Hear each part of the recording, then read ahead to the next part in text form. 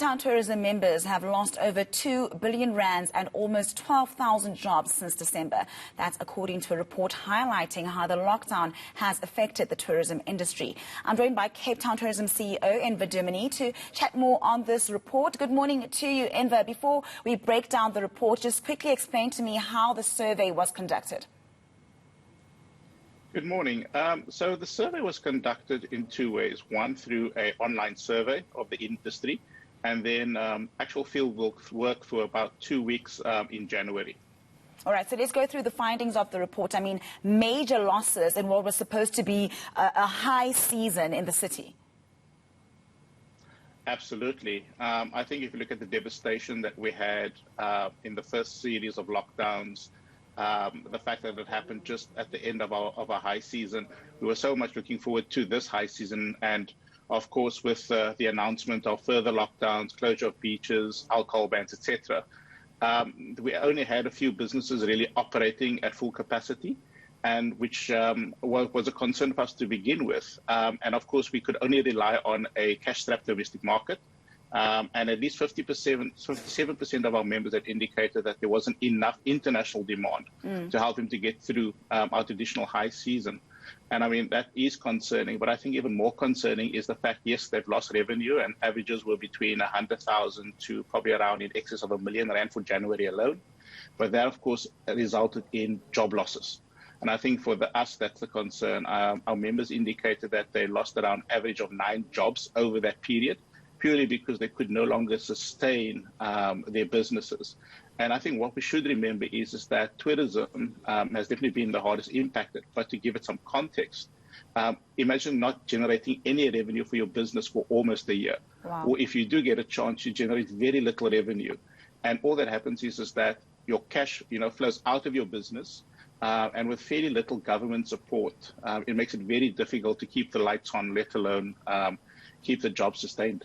Yeah, and I mean, if we were to undergo, another stricter lockdown or stricter regulations, Enver, do these tourism industry members, do they have any faith that they would be able to survive another hard lockdown? A very good question, and that's what we did pose to the members, is saying how long would you still, be able to survive if lockdown was continued or there was another lockdown? Some people indicated less than a month. And I think the bigger businesses said, well, they could hopefully, if they mothball their business, which they've already kind of cut down significantly, is maybe 3 to 6 months. So again, I mean, we haven't been surviving well over the last year.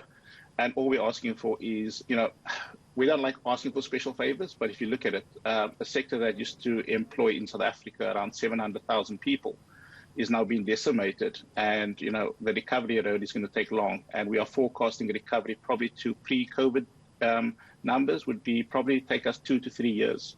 Well, so Enver, I mean, I hear you. You say you don't want to be asking for any favors, but in an ideal world, what would you like to see happening to try and boost the industry? I think the first thing is we need to recognize that TERS was extended, and that's a good thing. I think our concern is also around the COVID-19 government guarantee scheme. There's only been 18% take-up. And the concern is that for any business to take on more debt, and that's what the loan guarantee scheme is, you're going to have to take on more debt, is not wise because you're not getting any revenue. I think also the criteria for applications become quite complex for small businesses. So therefore, a lot of people are not taking up that guarantee scheme. So we're asking them to make it a little simpler, maybe look at other forms of criteria to help us to get through this. And I think also the other thing is simple things like transport licensing of vehicles. Vehicles and fleet are standing idle, and yet in order to comply, we pay those licenses and levies. You look at the alcohol ban, we pay. So as an industry, we believe in being compliant. We'll pay our due, but we're also asking for some either form of rebate or at least a pause on on these licenses or levies to allow us to be able to retain some cash flow and hopefully retain jobs. All right, so just very quickly, from the findings of the report, you did touch on this a little bit, but does it seem unlikely that there would be any way to recover sooner rather than later? Very good question. I think, we always in tourism remain hopeful. We believe that the vaccine rollout has already shown some positive signs. We've seen an increase in the Google search rankings for Cape Town and South Africa. So that's a positive. I think the fact that our key source markets are also rolling their vaccines out faster than they had anticipated.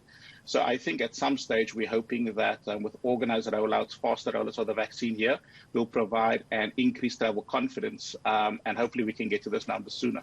All right. Thank you very much, Enver Dumini, CEO of Cape Town Tourism.